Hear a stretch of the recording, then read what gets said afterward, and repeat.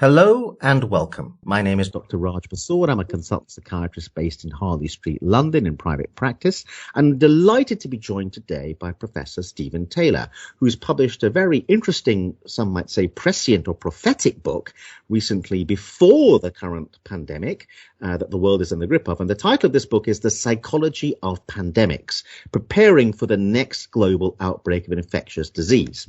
So Professor Stephen Taylor is a professor and clinical psychologist in the Department of Psychiatry at the University of British Columbia, Canada. He received his master's degree from the University of Melbourne and his PhD from the University of British Columbia. His research and clinical work has focused largely on anxiety disorders and related clinical conditions, including fears and phobias, health anxiety, post-traumatic stress disorder, and obsessive-compulsive disorder.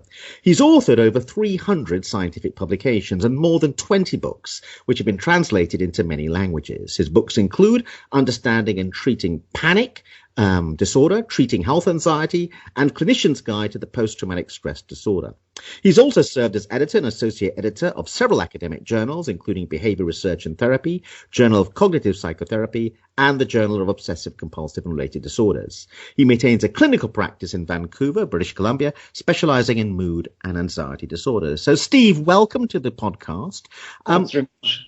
The initial argument in the book is that doctors and health policy experts, people who are advising ministers at this present moment, frequently underestimate the importance of psychology and human behavior in pandemics. Can you say a bit about that? Yes, that's for two reasons. One is human behavior and psychology are important in the containment versus spreading of infection. If you look at the things used to contain pandemics, they're all behavioral in nature. Even when it comes to vaccines, people have to agree to get vaccinated if a vaccine is available. They have to agree to wash their hands or cover their coughs and practice cough etiquette. They have to agree to self-isolate if that's required. And if people don't agree to do those things for various reasons, then it's going to make it very difficult to contain the spread of infection. Psychological factors are also important in social disruption and emotional disruption. For example, during pandemics, there sometimes occurs what's called a hospital surge of the worried well. That is, people who misinterpret their minor symptoms, thinking they're infected with the pandemic virus, rushing to the emergency room and overwhelming the healthcare system. So that's an important psychological factor. Psychological factors are also important in things like the rise of xenophobia or racial discrimination, which unfortunately reliably occurs with pandemics. And it's also related to other sorts of things like panic buying, which we've been seeing recently. So what I found really interesting about your book was it kind of lifts the veil of things that are going on behind the scenes. In terms of media coverage, we're getting lots of media coverage where health experts are being interviewed. But really, your book lifts the lid on what's going on behind the scenes that the media probably isn't covering, the psychological impact on people, the fact that people will be extremely anxious and worried, and it has a negative impact on their mental state to quite an extraordinary level. And people may be going to their doctor and overwhelming the healthcare system, not because they're actually physically ill, but because of psychiatric and psychological sequelae. So there's a sense in which we don't really get the true picture of what's going on behind the scenes. So any thoughts about that? Yes, that's true.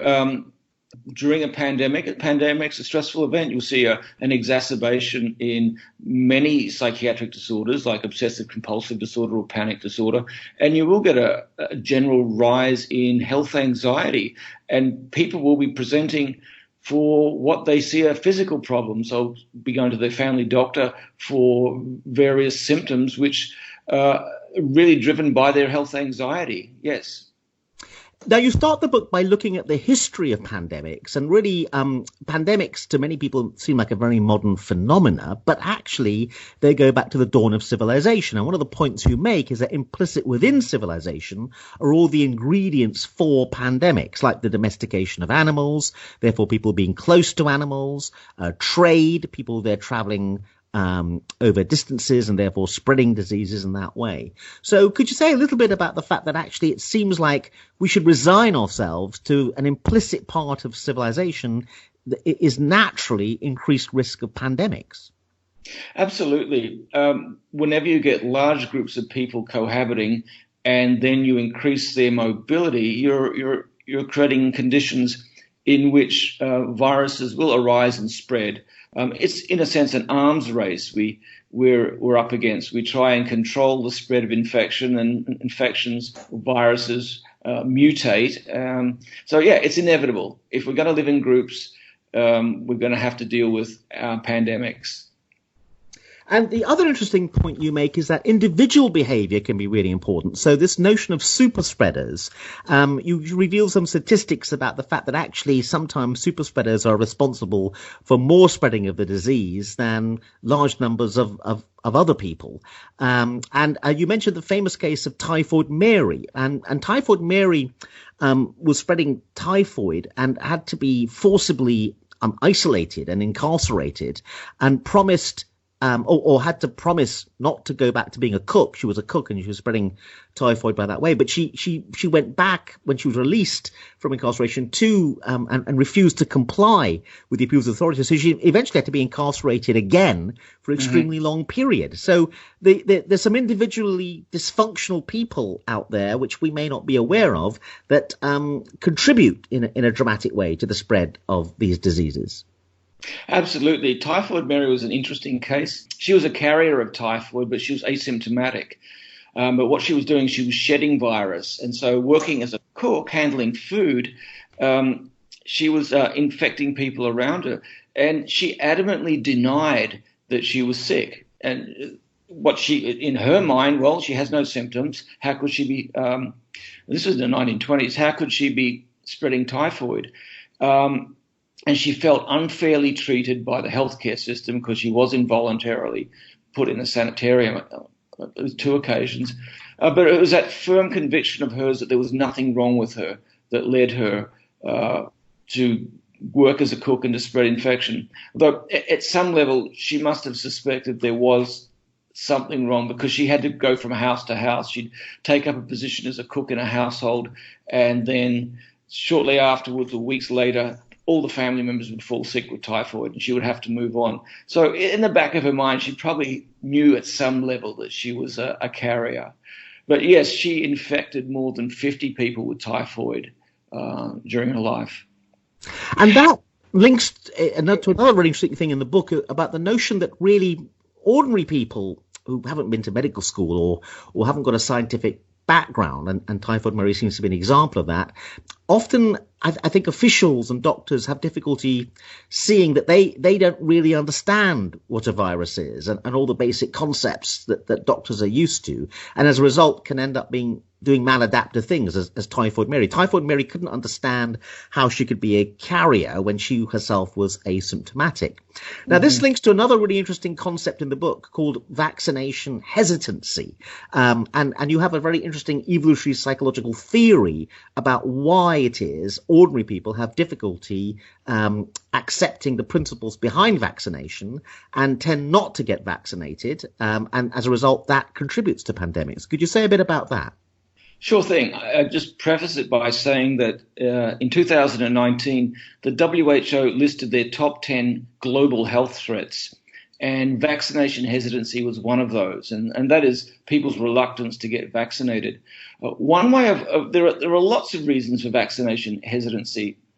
It can be misconceptions about the safety of vaccines, and we've all heard about the debunked research about the link between vaccines and autism, for example. So that's one reason. But there's also an evolutionary reason that has to do with something called perceived vulnerability to disease. It's the idea that our biological immune system is not enough. It's not sufficient to keep us safe from microbes, from bacteria or viruses, simply because we can't see them. And so we've developed a behavioral immune system.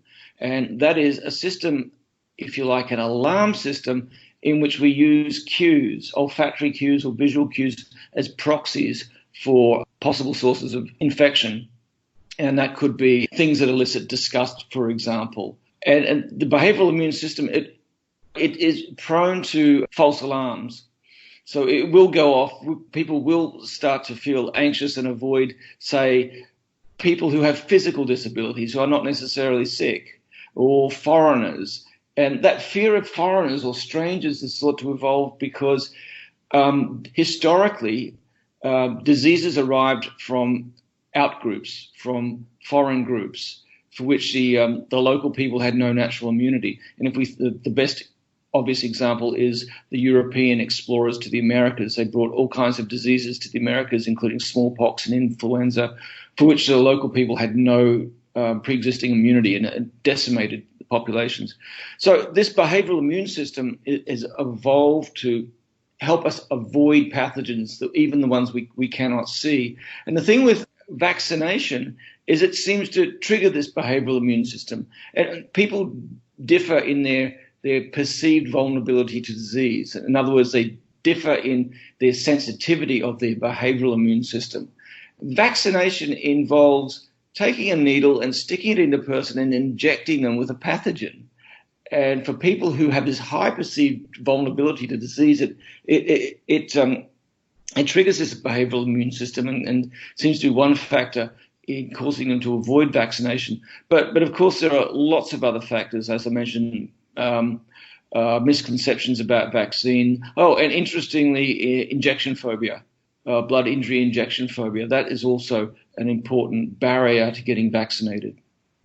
So, in fact, the psychological analysis suggests that built in to our genetic design may be, because vaccination only arrived in the last relatively near epoch, but we are evolutionarily designed to survive in environments where vaccination is a very counterintuitive idea. So you're battling a deep part of many people's psychology with the concept of vaccination. And I think many doctors don't realize that. So a psychological understanding can help appreciate what's going on and may help with persuading people to be vaccinated. Do you have any thoughts about that? Yeah, I absolutely agree. And what I find fascinating is taking these seemingly nonsensical things like avoiding vaccines, even though vaccines are beneficial, or hoarding toilet paper, and taking these seemingly nonsensical problems and asking myself, how can we understand what causes them? And that's a step towards dealing with the problem. And that's why it's important to understand the motivational roots of vaccination hesitancy, rather than dismissing patients as being stupid, asking ourselves, what has led to this and how can I find a way of dealing with addressing this problem? So another really interesting psychological concept invoked in the book, we've discussed already the behavioral immune system you discussed, and also this perceived vulnerability to disease psychological construct, which is very important. But another one that's very interesting is disgust sensitivity. I found that very interesting. I love the example in the book that one marker of disgust sensitivity is being repelled by chocolate fudge sculpted into the shape of dog feces, that was a marker of people who suffered from particular disgust sensitivity. Could you say a bit about that? Yeah, we can think of disgust by and large as an adaptive emotion. This is linked to the behavioral immune system. The emotion of disgust motivates us to avoid pathogens. So if we see rotting meat, we're going to feel disgust and we're going to avoid it. So that helps us avoid pathogens. So disgust works for us. If we see that someone has spat on a hand railing, we're going to feel disgust and we're not going to touch that hand railing. So by and large, disgust sensitivity is protective. But for people who have very high levels of disgust sensitivity, that can be, it can interfere with their lives. And that's linked to this perceived vulnerability to disease. People who have that high level of perceived vulnerability typically also have very high levels of disgust sensitivity. And interestingly, clinically, there's evidence that contamination-related obsessive-compulsive disorder is associated with heightened disgust sensitivity. So it's thought that in some cases, washing or cleaning compulsions might be driven by this excessively high disgust sensitivity. So this is a psychological construct that may lie dormant or not really very apparent, but in a pandemic situation, someone coughs in a room or coughs next to you, someone with high disgust sensitivity is going to be much more sensitive to that. It's going to drive human behavior a lot more. So a lot of these more latent psychological traits you discuss in the book are going to come more to the fore at times of a pandemic. Is that right? Exactly. And knowing about disgust sensitivity and its link to perceived vulnerability to disease can help us understand seemingly nonsensical behaviours, such as people rushing out and hoarding toilet paper, as we've seen recently. And people have been, in the general public, some people have been baffled as to what is causing this. Probably a lot of things going on, but I think one thing happening here is disgust sensitivity. People who are frightened of being infected, they will have heightened disgust sensitivity, and they're going to be motivated to avoid perceived sources of disgust. And what better tool for avoiding disgust is toilet paper. And currently, I think panic buying of toilet paper has been seen as a conditioned safety signal or a symbol of safety, even though logically it's not going to stop you from getting infected, but it's linked to, in people's minds, perhaps some deep primitive level, it helps them avoid sources of contamination and disgust. Okay, so other psychological concepts invoked in the book include a very interesting one, intolerance of uncertainty. Because in a pandemic, particularly at the moment we are, this moment in the pandemic, there's a huge amount of uncertainty as to what's going to happen next, how many people are infected, what exactly is the risk, what should we do, should we avoid mass gatherings, etc., etc.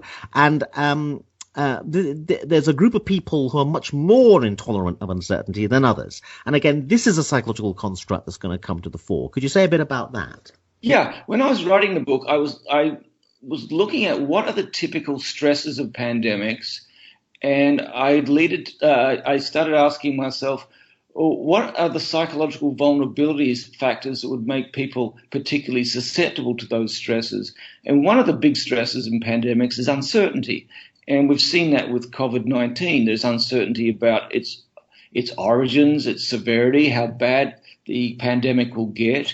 There's uncertainty even about its treatments. So that suggested that intolerance of uncertainty would be an important factor in influencing a person's anxiety about becoming infected during a pandemic. And indeed, if you go back and look at the research on previous outbreaks, it does show that people who have a great deal of difficulty tolerating uncertainties in their lives are especially likely to get distressed during a pandemic.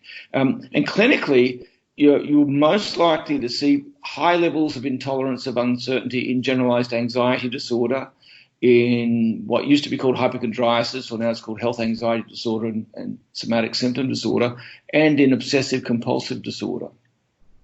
So you also discussed two main psychological reactions to the stress of pandemics, and these are monitoring and blunting. Could you tell us a bit about those? Mm-hmm.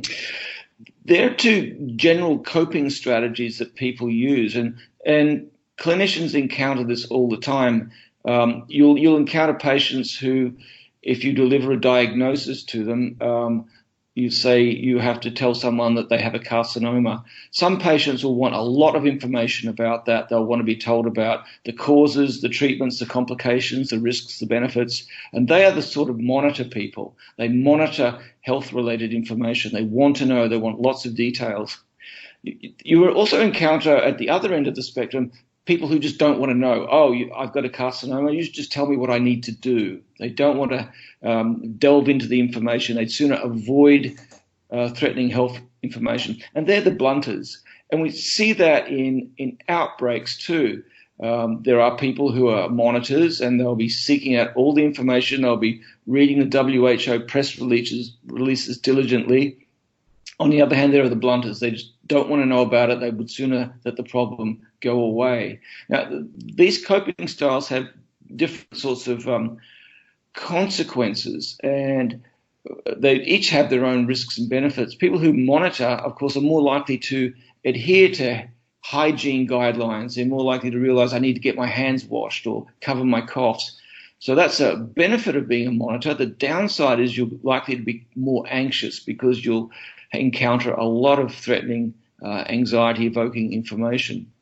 On the other hand, blunters tend not to experience as much anxiety, but they're less likely to learn about and implement methods for keeping themselves safe. Like they might be less likely to get vaccinated or less likely to adhere to health authority guidelines. So there are pros and cons to both of those cognitive coping styles.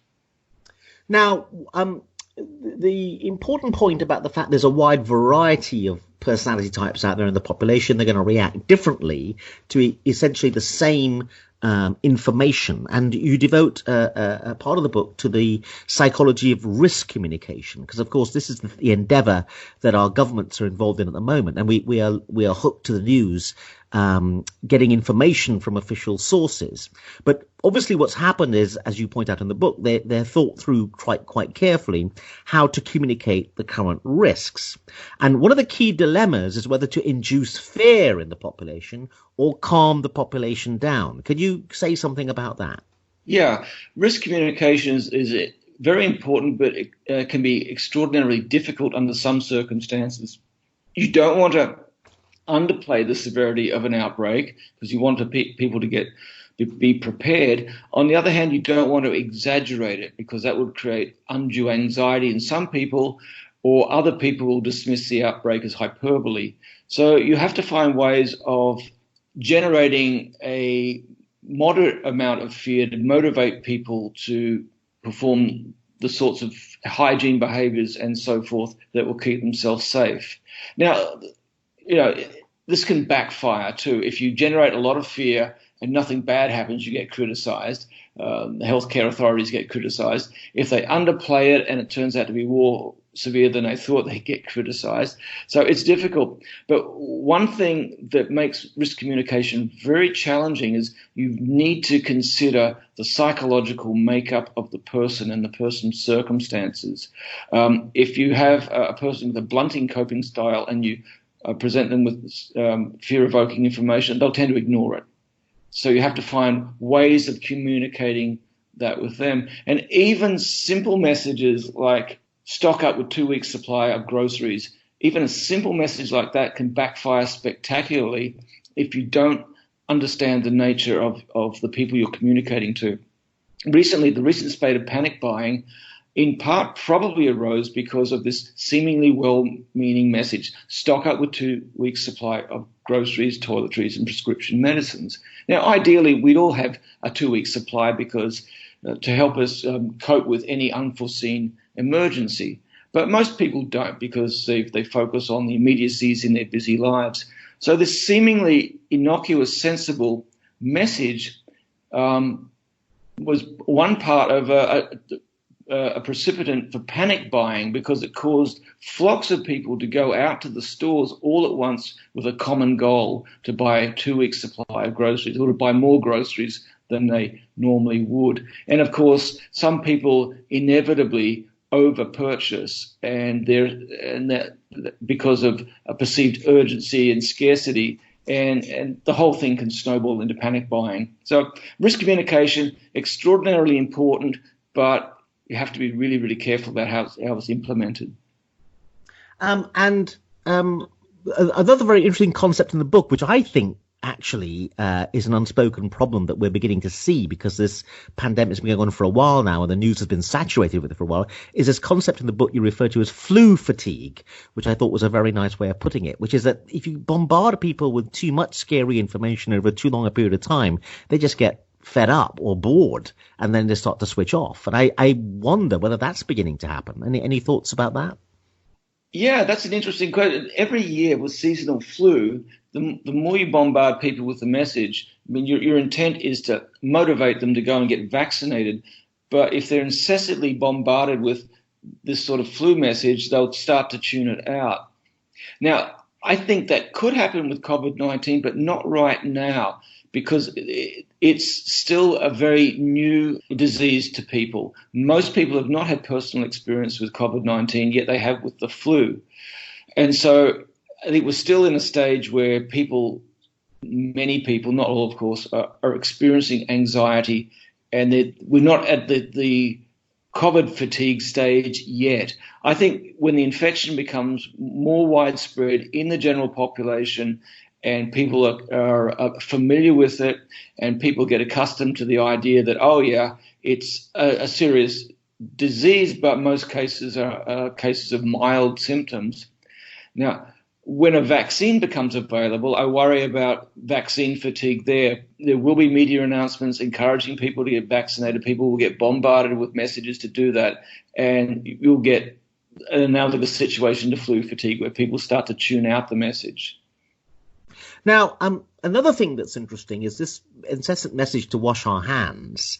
I know that people have been saying to me, but did not people wash their hands before? And again, there's some fascinating data in your book. A study showed that a quarter of commuters on the trains and buses had fecal bacteria on their hands. And another study found that 40% of people failed to wash their hands after toilet use. And so this statistic, a quarter of commuters on trains and buses had fecal bacteria on their hands, was really quite disturbing. Could you say something about that? Yeah, I think that gets to the heart of of differences in how people respond to health threats. And we're seeing this in this current pandemic, that most people respond with appropriate concern and they cope well. But there's always an extreme, and it's hard to estimate the percentages, maybe 10%, maybe more, of people who react with excessive anxiety. But then there are the people at the other end of the spectrum, another group of people who underrespond, who dismiss the threats of infection, who think the whole thing is exaggerated. And they're the people who tend not to wash their hands. The research hasn't been conducted yet, but I suspect that they are the people who be most likely to have fecal bacteria on their hands because they underestimate the importance of hand hygiene. Now, beyond the fact that if you get the disease in a pandemic, you will have physical symptoms, the book was also very interesting on the psychological impact. There are people who get the viral disease, recover, but then there's a lot of people think the story is over for them. But in one study, you mentioned 44% of people develop post-traumatic stress disorder. So I found that quite surprising, the high percentage and the big impact psychologically on people, which may be a neglected issue after they've recovered from a viral disease. And another psychological impact was the fact that with SARS, you mentioned that an element of the disease was in fact developing a psychotic illness, and this was secondary to the use of steroids, which was sometimes given in that situation. But let's talk first of all about this PTSD point. Could you say something about that? Mm-hmm. Some researchers have described SARS as a mental health catastrophe because healthcare workers and treating doctors were focused mainly on treating the infection or managing the infection because it was so dangerous and lethal for many people, that the psychological impact was relatively neglected. And what happened for a number of people is that, yes, they recovered from their respiratory infection, but their psychological problems persisted, in some cases became chronic. Now, part of what seemed to be going on was the stressful effects of quarantine. And there was a recent rapid review in The Lancet published within the last couple of weeks, summarizing the research on quarantine and pointing out that quarantine is stressful for most people. But for some people, it's very stressful, particularly if your contact with the outside world is limited, you have no control over your life, and you're experiencing severe respiratory symptoms that you worry that you could die from. So the SARS people who developed PTSD tended to be the quarantine survivors who've been through that stressful situation. Now, I'm wondering what's going to happen to the people from the cruise ships who developed COVID-19 who were quarantined, particularly the people who were quarantined for 2 weeks or more in windowless cabins. And I sincerely hope that they get psychiatric follow-up to assess them to make sure they haven't developed lingering psychological problems such as post-traumatic stress disorder. So there's this psychotic illness that was associated with SARS. Could you say something about that? And you mentioned this cytokine storm, you said as well in the book. Right. I'm not an immunologist, but I'll do my best to describe what the cytokine storm is. It became important in addressing the question of, if you looked at previous pandemics, the Spanish flu, for example, the people who were most vulnerable to dying from Spanish flu weren't the old middle-aged people or so forth. It was young, healthy people. Children and young adults were most vulnerable to the Spanish flu and most likely to perish. And the same thing happened in some other pandemics.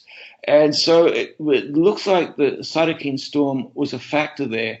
And that's it's like an exaggerated immune reaction to, in this case, influenza infection that leads to lung infection, lung inflammation, buildup of fluids, and then people get opportunistic infections from, say, bacteria, develop pneumonia and die. And many people from the era of the Spanish flu died not of the influenza virus, but of secondary pneumonia.